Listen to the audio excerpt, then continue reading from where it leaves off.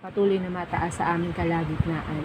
Salamat po sa iyo, Panginoon. Pinapupurihan ka po namin, pinasasalamatan. Ito po yung aking panalangin sa pangalan ng aming Panginoong Jesus. Amen. Okay, so tayo po ay mag-word. Then after po ng word, dire-diretso po tayo sa ating panalangin. So meron po tayong schedule doon na prayer. Doon ulit tayo sa assign. Hindi ako naglagay ng katulad doon sa kabila. So doon tayo maglagay sa assign para mas magandang tingnan yung mga ipapanalangin po natin.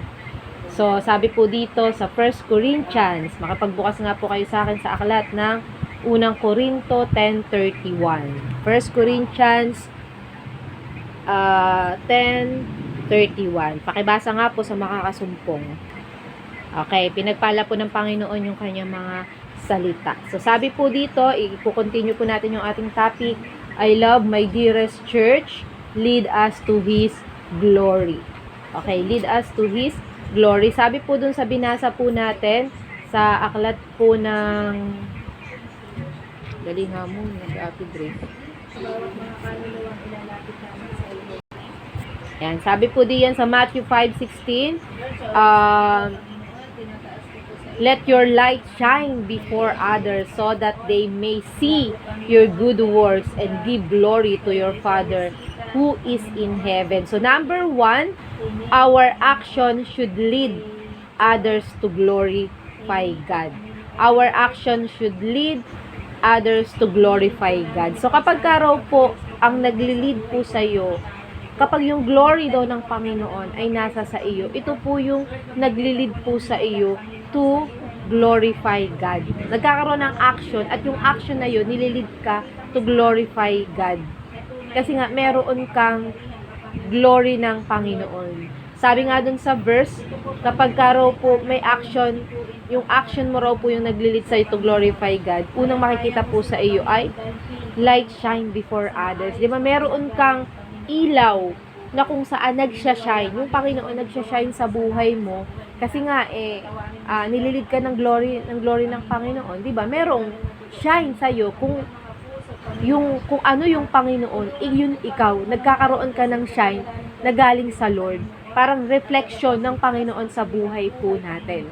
Kasi nga, meron tayong glory na galing sa Lord. Kaya, yun po yung nagagawa nun. Kapag ito yung kahit matagal ka na, kahit na ikaw ay matagal na sa paglilingkod, pero lagi pa rin nakikita sa'yo yung glory ng Panginoon. So, iyon na yung magandang bagay po. Kasi yung bawat action na ginagawa mo, kitang-kita po sa'yo. Hindi mo na kailangan paniwalain yung ibang tao na ikaw ay maniwala sila sa'yo. Parang pilitin sila na paniwalaan ka nila na sumasaiyo yung Panginoon. Hindi mo na yung kailangan gawin kasi mismong Panginoon yung magpapakita sa tao na nasa sa iyo siya, sumasaiyo yung kapangyarihan ng Panginoon. So, kaya sa action pa lang ng isang Kristiyano, makikita mo na kung sinasamahan siya ng glory ng Lord. Kaya bawat action po natin na ginagawa, napakahalaga kapag kasama mo yung Panginoon. Kasi kapag hindi, madali rin naman mahalata sa isang Kristiyano na wala sa kanya yung Panginoon. Yung bang kahit anong gawin mo sa ministry na meron ka, parang walang bunga. Kasi walang glory of God. So, yun yung tatandaan nyo. Madali para sa isang Kristiyano na magpalago at magpadami ng bunga kapag may glory of God. Pero pag hirap na hirap kang magbunga, ibig sabihin may kulang sa'yo. Iyon yung glory ng Panginoon. Hindi mo kailangan pilitin yung isang tao na paniwalaan ka kung may glory ka ng Lord. Kasi kung may glory ka, madali para sa kanila na paniwalaan kung ano yung sinasabi mo. Pero kung hindi, yun yung mahirap. Kahit anong gawin mo, parang hanggang sa mapagod ka na lang, hindi mo pa rin nagawa or hindi ka pa rin nagkaroon ng accomplishment. Dahil siguro, wala sa'yo yung glory ng Panginoon. Kaya sabi doon, light shine before others. So, kailangan meron kang liwanag, nagliliwanag ka. Di ba nung time na si Moses, di ba nung umakyat po siya sa bundok para kausapin yung Panginoon? Di ba pagbaba niya, nagsishine siya? Nagsishine yung mukha niya at yung mga tao natatakot siyang tingnan.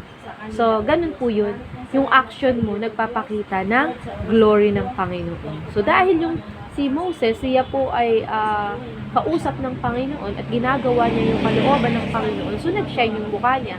Ibig sabihin, nasa kanya yung glory ng Lord. At yung mga tao na hindi makatingin sa kanya, isa lang ibig sabihin nun, wala yung Lord. Hindi, yung glory ng Panginoon wala sa kanila. Kaya, di ba natatakot sila na tingnan siya?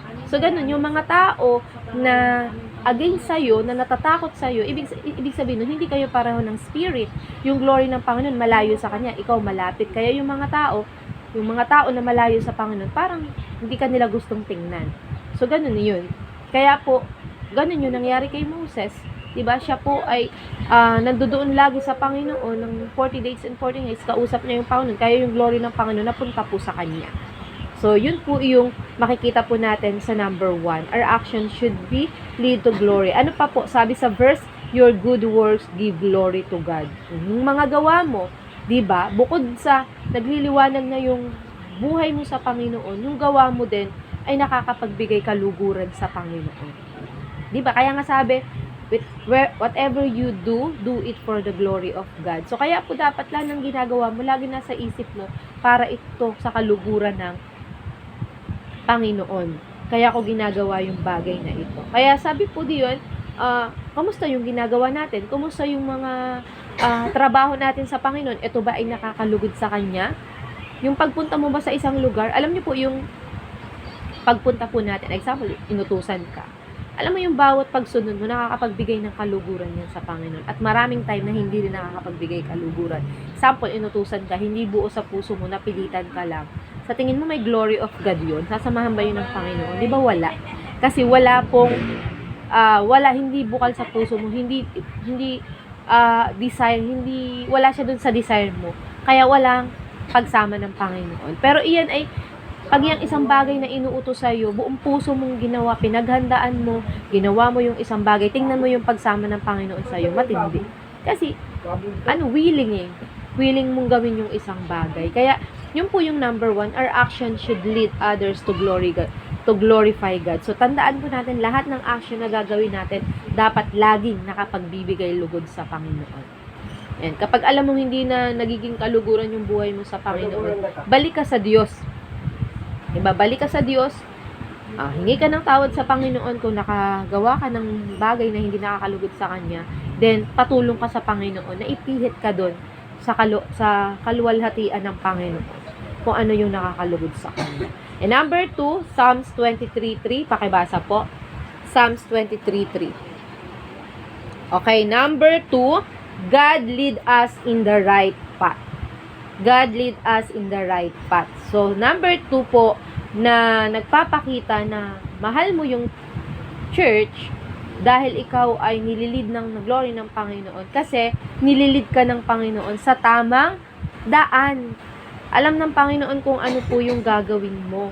Alam ng Panginoon kung saan ka mag-i-start, sino yung pupuntahan mo, sino yung kakausapin mo. So, right path ng Panginoon yun. Kapag meron kang lead, nililid ka ng glory. Pero pagka sa sarili mo lang yan, tingnan mo, pag ikaw sarili mo lang, pag lumakad ka, papunta doon sa mga tao na pupuntahan mo, tingnan mo, parang ang hirap nilang dalhin sa Panginoon. Bakit? Kasi sarili mo yung dala mo wala yung right path na ibinigay sa'yo ng Panginoon. Pero kung may glory ka ng Panginoon, di ba? Siya mismo yung magtuturo sa'yo ng daan na dapat mong lakaran. Kaya importante na meron kang, nililid ka ng glory ng Lord. Kasi pag wala yun, para kang tao na pumunta sa isang forest. Diba sa forest marami siyang pasikot-sikot. Tapos di mo alam kung saan ka lalabas. Diba wala kang direct na way para puntahan mo. Diba? Kasi nga, di mo alam saan ka pupunta. Pero pag may naglilid sa'yo, ng tao na nakakaalam dun sa lugar na pupuntahan mo, di ba madali mo siyang mapuntahan? So, ganun din yung Panginoon. Kapag ka yung Panginoon yung nag-direct sa way natin, madali nating mapuntahan. Pero kapag ka sarili lang natin, walang nagda-direct sa'yo, ikaw lang yung sinusunod. Tingnan mo, kaya yung mga Israelita, di ba, ang sabi doon, 40 days nandun na sila sa dreamland. Di ba? Nandun na sila. Pero umabot sila ng 400 years. Bakit? Nagpaikot-ikot lang sila. Bakit po naging ganun? Kasi wala sila sa right path. Kaya, yun, nagpasikot-sikot lang sila. Pero kapag nasa right path ka, o 40 days, mapupuntahan mo yung dreamland ng Panginoon.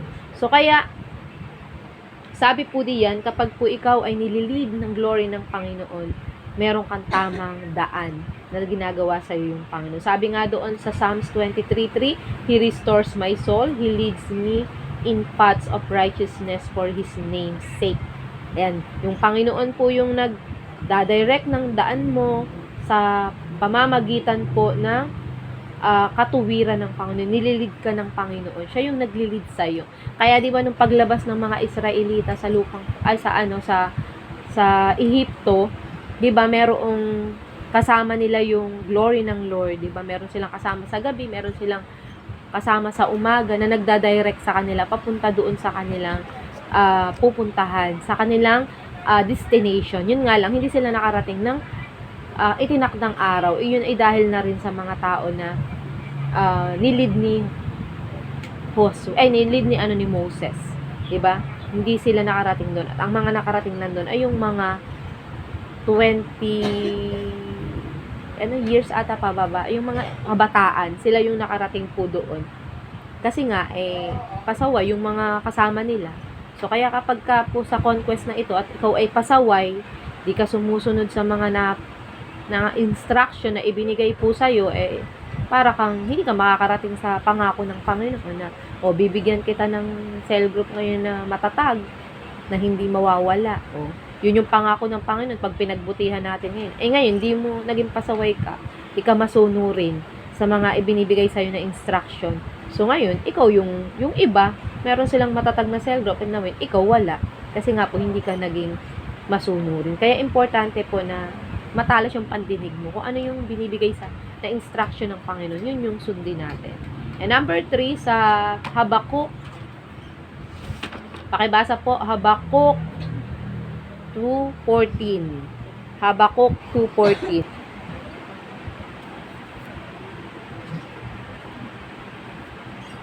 Sabi po sa number 3, we are part of the mission. We spread His glory everywhere. We are part of the mission. We spread His glory everywhere. So, number 3, dahil po ay nagpali dun sa glory ng Panginoon, nilid ka ng glory ng Lord.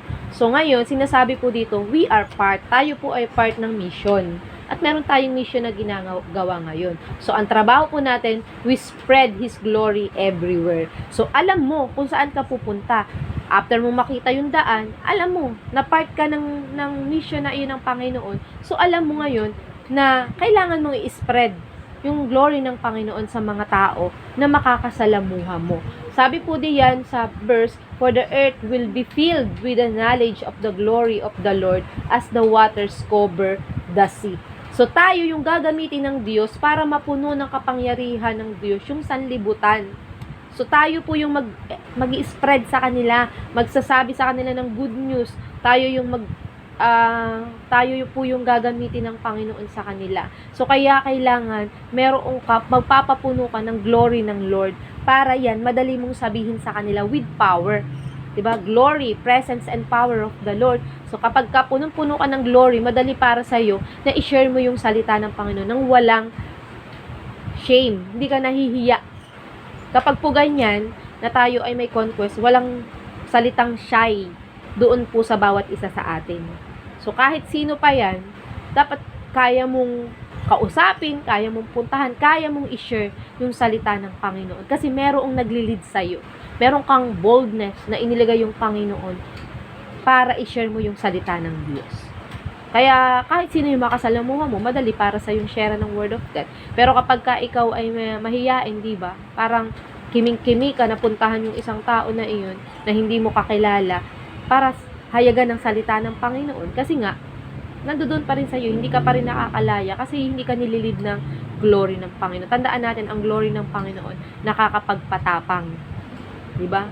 Pero pag mahiyain ka pa rin until now, baka hindi pa ka pa napifield o hindi ka pa nililid ng glory ng Panginoon. So, dapat matapang ka. Walang shy. Walang shame. Walang word na ganun sa atin kapag po tayo ay nag-share ng Word of God.